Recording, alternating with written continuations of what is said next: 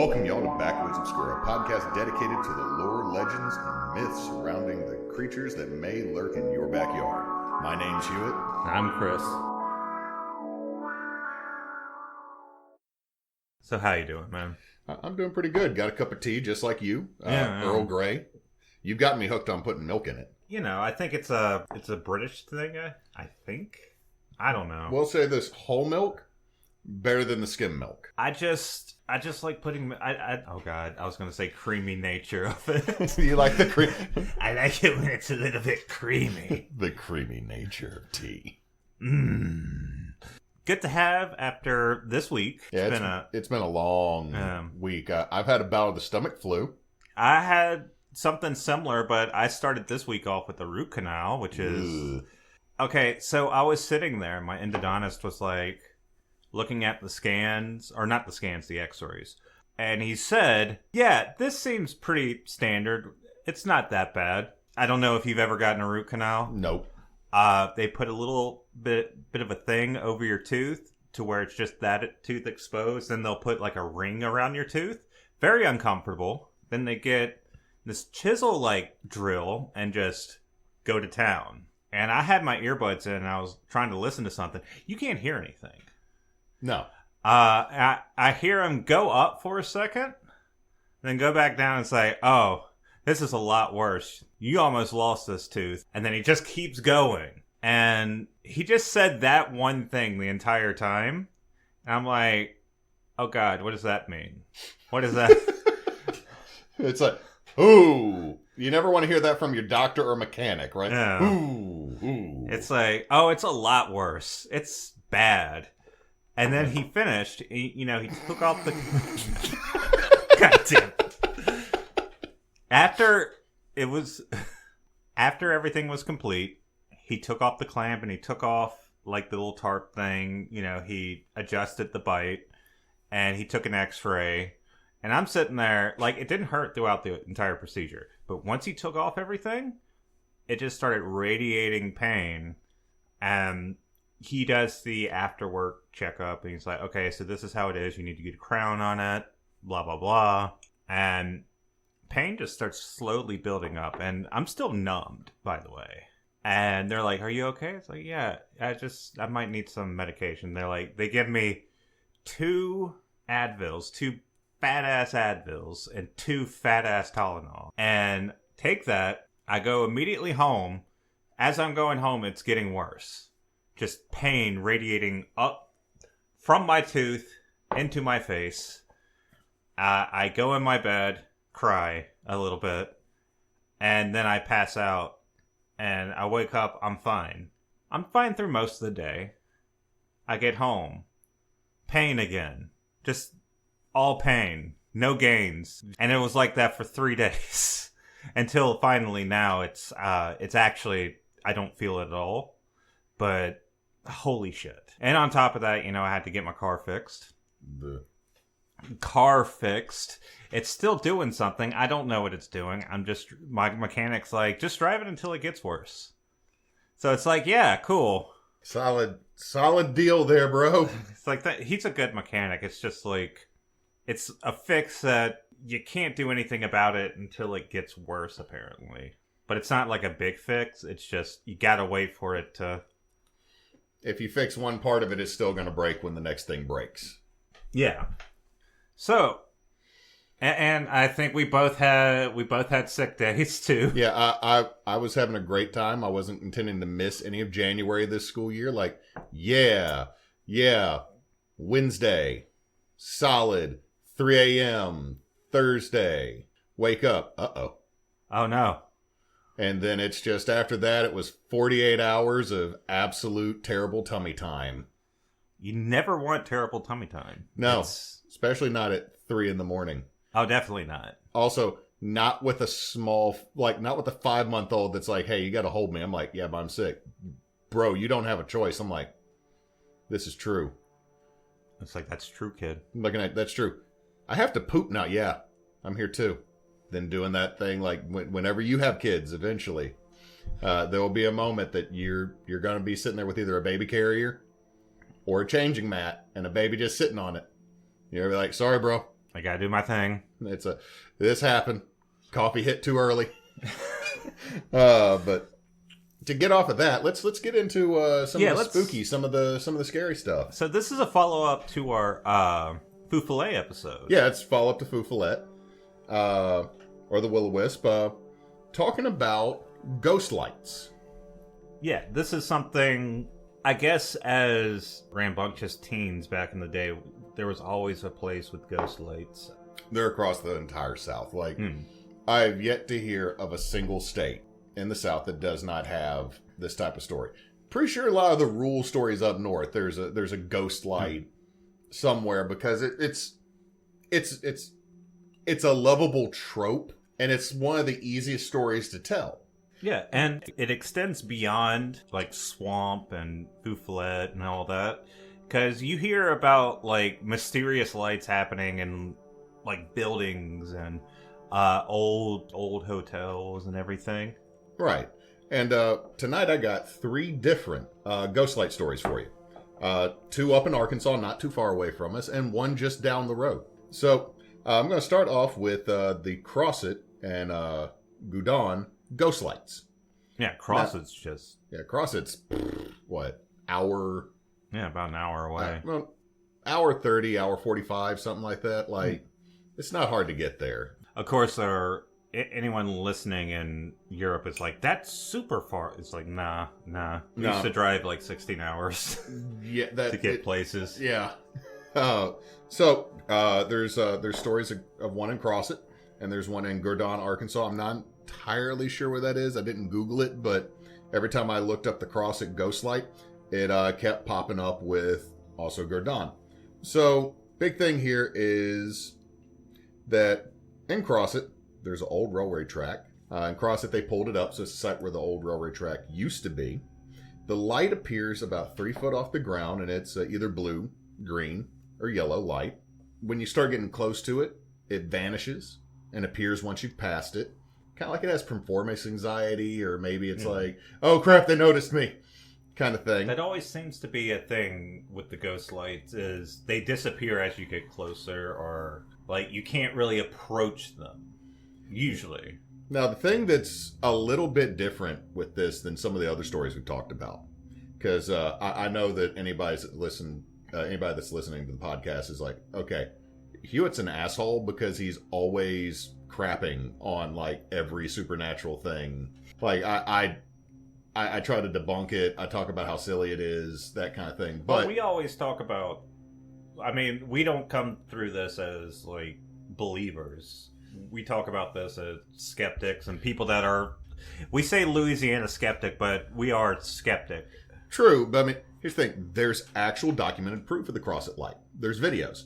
Now, unfortunately, a lot of the videos on YouTube are either behind a paywall because they're connected to some type of site, or it's a video, or it's like, and I don't mean this to be mean with the accent, but there's a video and it's obviously a dad messing with his daughter driving down the road next to the railroad track, and the light comes on.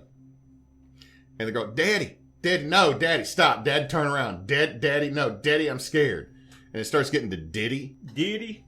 So, I mean, we all know the accents we have down here, but I watched that one and I'm not going to lie. I snorted laughing so hard because of it. Also, there's a couple videos and you can tell it's somebody with a floodlight.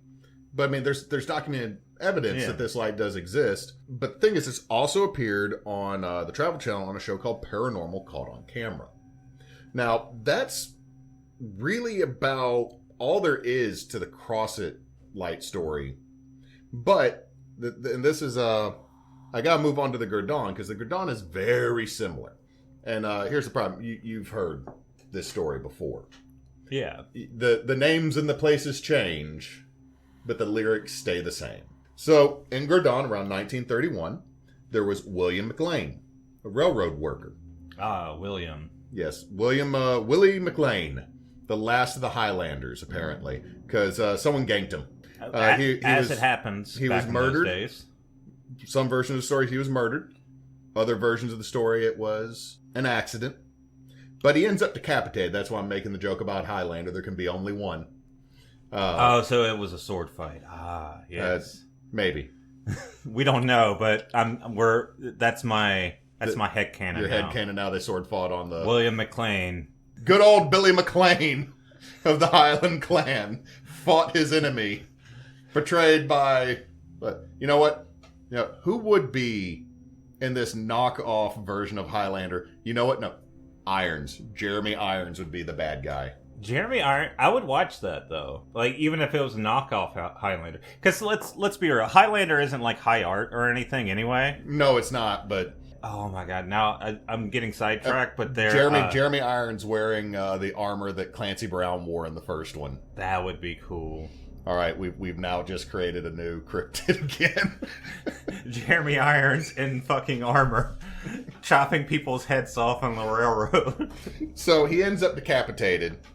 Either he was beat to death with a shovel and decapitated, or he was beat to death with a spike maul. And a spike maul is the big, heavy hammer that they drive the railroad spike through the timber with. It is yeah. If you go Google it real quick, it's a nasty. It's I shouldn't say it's a nasty. It's a big old hammer. That is, I believe the correct terminology for that is it's a big fuck off hammer. I believe would be the correct term, wouldn't it? I believe so. Oh, I don't spell maul right. Okay, yeah, I've seen that. Yeah. It's let me see the picture real quick. Yeah. Yeah, that's a big old hammer. Imagine decapitating someone with that thing. You hit him hard enough. Not true.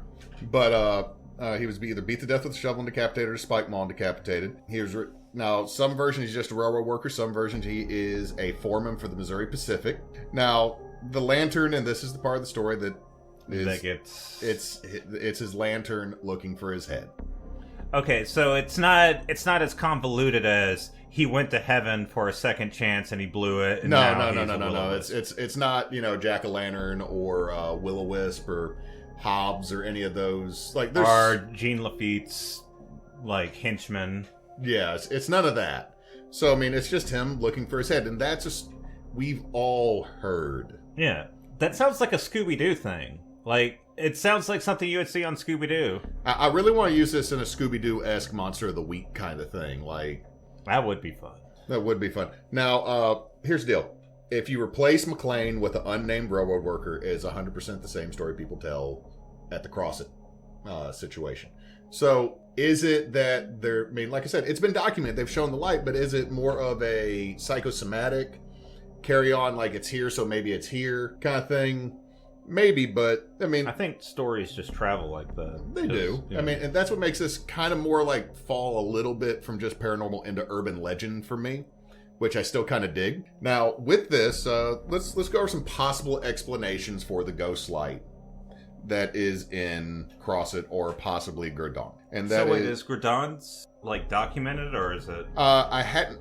Every time I Googled and watched a video, it said Crossit. But Gurdon's is documented. Now, I didn't see anything that confirmed that a William McLean died. Yeah, I figured that was just an urban legend, but I was wondering if the actual phenomenon was documented. Yeah, there's people who've reported seeing it. I mean, of course, there are places where they'll have lights like that just pop up everywhere. Yeah, I mean, so possible explanations for the ones that are in Arkansas that is not swamp gas. So we've already mentioned that with the Follet and the Will-O-Wisp, that it could be a possibility that swamp gas has been released and ignited in an odd pattern. That's a good chance. Now, the most likely is going to be ball lightning following the rails, especially in Gurdon where the railroad still is, because that static electricity can build up and kind of move along. But the problem with ball lightning is it's more believable that it is a ghost than the situation to create ball lightning specifically. Yeah. I would believe it was a ghost before ball lightning is my personal opinion on that one. The thing is, every time I hear about ball lightning, I never hear about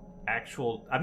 At least I've never seen like an actual documented case of ball lightning, but I've heard it being referred to as a real phenomenon. Well, it is real, but like the situation to create it, it's like very specific. It's very specific from, if I'm remembering correctly. And if I'm not, internet, let me know. But like I said, I'd believe it was a ghost before it was ball lightning. Another one that might work a little bit more for Gurdon than Crossit is it is car lights reflecting off of the rails. Now, modern day, seeing that makes a lot of sense because of people who put in like the super halogen hyper white type crap. Yeah.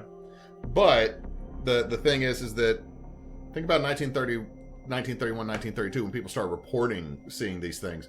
There were cars, but there weren't a ton of cars in our neck of the woods. Yeah. They'd really only had been on the market about 20 years, but still, let's be honest. My grandparents remember when someone in town bought the first car, and they were born in the 1920s. Like, they remember being little kids and someone bought a car, and that was the first car that showed up in Johnson Station. I mean, like, today it makes a little bit more sense, but like the previous one. Now, my favorite one, no other details, no other thing else with this, just aliens. Of course.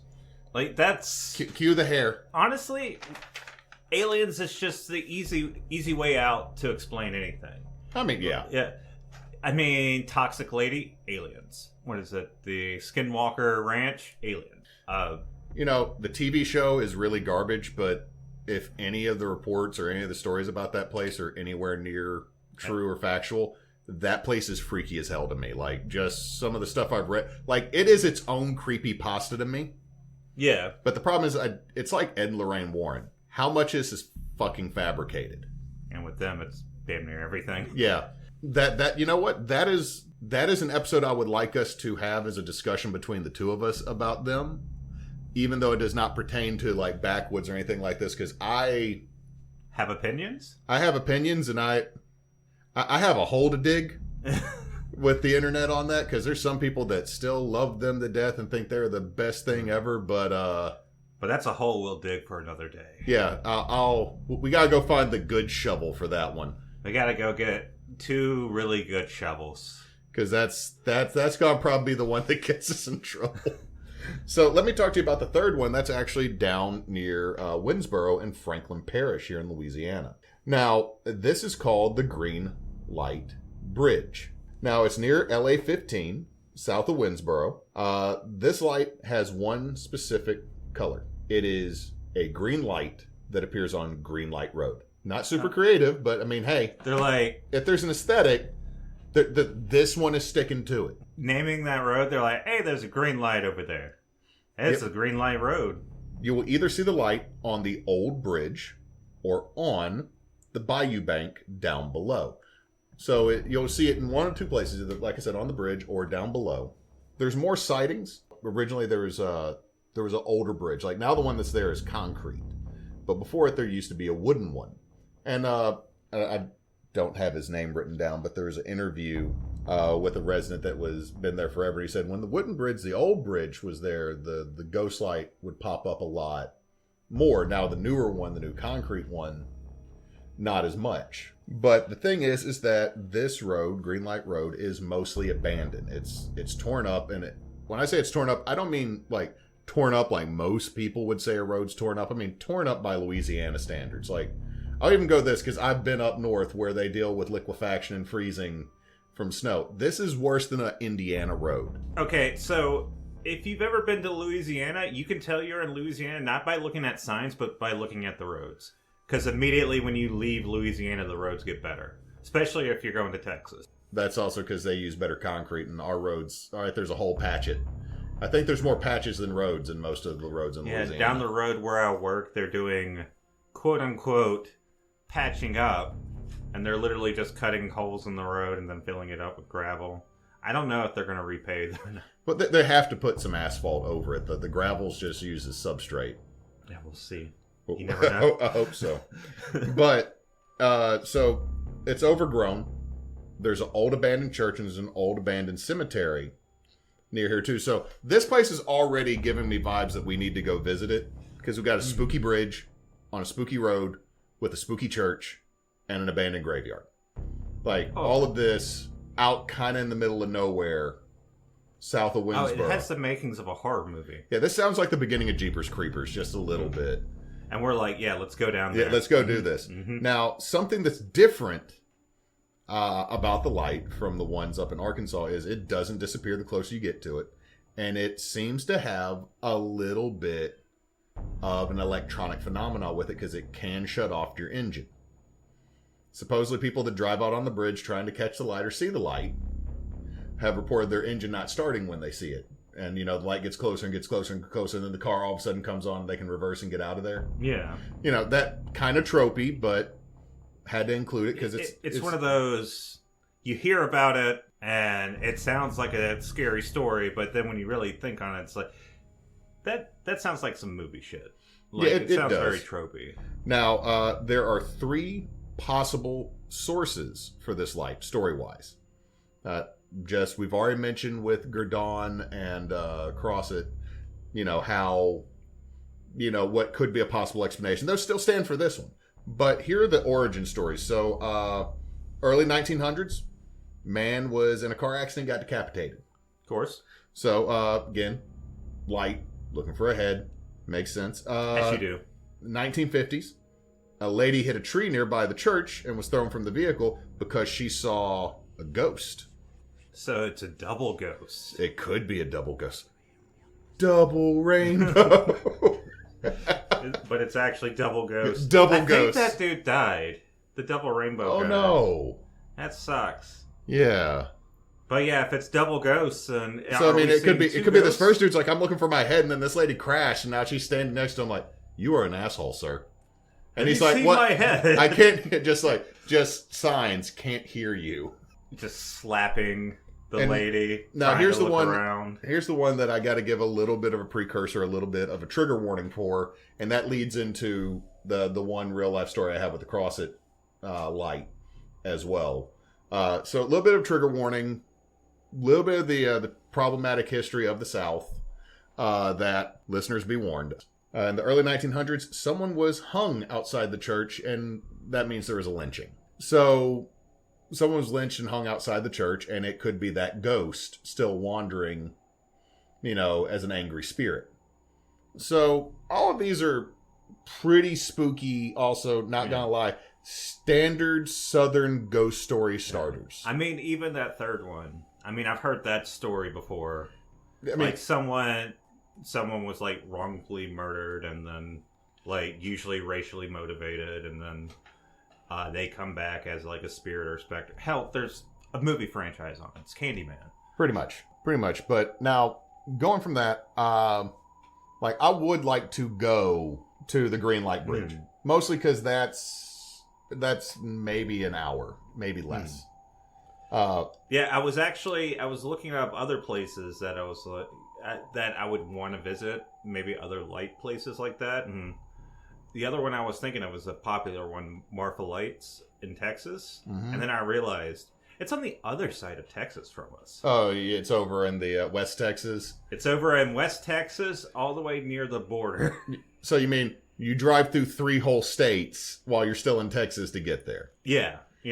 For anyone outside the U.S. that ends up listening to this, Texas is roughly the same size as France. Shit. Yeah. Yeah. So in any case, this is, again, a little bit of a trigger warning. My father went to go see the Crosset Light with a bunch of church members. So their Bible study all loaded up in the church van. They drove up there because they wanted to see the ghost light.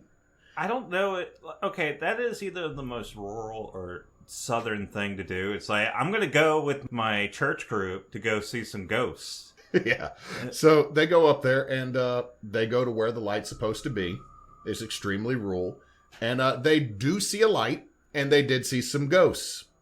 But the light they saw was in the shape of a T and was on fire. I see. Yeah, they ended up, I mean, this is early 90s. And if anybody listening thinks that, me making a reference to the Klan is like, oh no, they don't exist. It's like, in the early 90s, the state of Louisiana literally had the choice between a former Grand Wizard of the Ku Klux Klan, David Duke, and Edwin Edwards, who had been robbing us blind for 20 years. Like, he literally ran on a campaign that said, vote for the lizard, not the wizard. So yeah, my father with the David church group. Duke is still a figure. Yeah, it upsets me because like all of a sudden like I'm having a good day and then his name fucking pops up and it's like former Louisiana governor candidate. I'm like, don't lead with that. Don't lead with Louisiana can besmirch its name well enough on its own. You do not need to add him back into the equation. Got Landry. We don't need... Oh, shit. Yeah. Let's not get on that one, though. Yeah. Any case, so yeah, they went up to go see the lights, and they found it. They found it. They found some ghosts, and they had to get out of there very quickly because they don't take kindly to interlopers. Oh, yeah. The thing is, too, people like to think of, like, the Klan, like, doing shit, secret, secluded places. It's like, no. If they're in, like, a rural town, they'll just do it out in the open. Yeah, they can be loud about it in places. But in any case, so yeah, that's the one real life experience with the Cross at Light that I've heard about. I would like us to go down to the one that does not have that really associated with it because it's closer. And the one that it has a graveyard too, yeah. and abandoned church. So that's cool. I love tetanus. This is how we get kidnapped by ghosts. We get kidnapped by the double ghost. Double your spooky, double your fun. Just us running around an abandoned church like fucking Scooby-Doo with two ghosts trying to catch us. Jesus. No, but I've heard about these, like some of these places vaguely. I wouldn't say any of those specific places, but I've heard about them because, you know, I've had friends that like to go out and do things, and I sometimes like to go out and do things with my old teenage friends when I was back, you know, hundreds of years ago when we were teenagers. The problem is with their version of going out and having fun. Maybe you can correct the record on this, and maybe I was just a curmudgeon, but they would do a bunch of drugs and do shit that would get us arrested. So, see, I never went out doing that. I was the one that always picked everybody up when they were done. Yeah, and I made money. I made money off of being the drunk taxi. That's what I did. But yeah, I mean, the big thing is like, again, with so many of these urban legend stories or ones like this, you could simply write it off as kids got high in the woods and saw something weird and exaggerated. Yeah. I mean, like, let's be honest. Someone that was high AF sees a flashlight coming through the woods. They get freaked out. And even if it's like a group of kids, that's going to be like a psychosomatic thing where they're all... Exactly. It's like, oh, I see lights. We're all freaking out now. We're all thinking it's ghosts. And then as they're running away, they're like thinking about it and talking amongst themselves. And suddenly the story is like... Oh, we saw a ghost. We saw a headless man and some lady getting mad at him for... running her over. Yeah. Or causing her to run off the road and hit a tree. So, but here's the deal. I don't believe any of these stories. I mean, there's a phenomenon. These phenomenon can be explained. Also, everybody wants, every parish, every county has a scary story. And where's the easiest place to put it? On the railroad tracks. Why? Or on a bridge. Yeah. Those are two places that are always going to be somewhere that an accident occurs. Or it's some place that's abandoned that has sort of that liminal space vibe about it where there's nothing going on there anymore. So it gives that sort of creep factor right out the gate. Like if you going into an abandoned house, you feel kind of creeped out because you feel like something it should be like a living place, right? Like you go into a house and there should be things there, but I mean, it's like at the beginning of every school year when I go into the building and there's no kids there yet, or I'm the only one in the science building. Yeah. There's always a creepiness to it because there should be an energy to the place that's just not there. When I was in college, like going for an art degree, oftentimes we would stay late to do art projects and everything and get stuff turned in. And you're walking down these hallways, especially in like the older buildings at our university. It gets kind of freaky. It makes sense. It makes sense. So, I mean, but the thing is, these stories are going to always evolve. They're always going to pop up, and it adds to the flavor. It adds to the legends and the lore of the region you're in. So I feel, like I said, I don't believe them. But I think they are very much necessary, and I think it's a good story. And think of all the ways that William has died. He's died twice by an angel. He was decapitated Or he would get into a immortal fight and got decapitated. By Jeremy Irons. In Iron. Yeah. Yeah. I mean, William's been around the... Yeah, I mean, it's... You know what? Here we go. Yeah. This is again, trademark. Just... We're instead of the Highlander, we'll just call it the Ozarkian. Oh, Lord. But seriously, there can be only one. Hey, there can be only one. You need to get over here. We're going to have this here duel. Sir, put down the gun. This is with swords only. Sir, are you trying to tread on me? You will not tread on me. All right, man. But that's the story of the Ghost Lights. That's great, and I agree. We need to go down. We have some ideas on going to visit some of the places we talk about, but I definitely want to go down here because it would be a pretty easy trip. Yeah, that one's be real easy. Also, we could go to Cretin Point, however you're supposed to pronounce it. Knox, don't at me. We'll come down and visit you, and then we can go by there because that's down near Karen Crow and by them. Oh yeah. And always, as always, there is definitely somewhere in the future we need another trip down to New Orleans. But thank you for this. It's always good to expand on something we've already talked about. Yeah, I mean, I think this was a good little follow-up and a nice little bit of flavor. Yeah. So, so that was the podcast. If you want to find out anything else about what we do, we're usually Team Bonus Action on Twitch, Threads, Blue Sky, Instagram. Are we on Instagram? Instagram. And bonus_team on Twitter. I'm not calling it X. We do weekly games of D&D usually, and we're looking to set up more stuff in terms of social media for this. We're going to see how things play out in the next couple of months. Usually we update on what day? We update every Tuesday. At least every Tuesday right now. We will see in the future, but it is always going to be a Tuesday. It's going to update on Tuesday on most podcatchers. I know that we're on Spotify. We are on Audibles. Yeah, we're on Spotify, Audible. I'm looking to get us set up on Pandora and Apple. But most podcatchers we're going to be on by the end of the month. Well, I don't know if this is coming out at the end of the month, but I'm going to have it set up by the time this episode comes out. So Cool. So you'll have a good one. Yeah. Have a good night or day or, Have a good drive to work.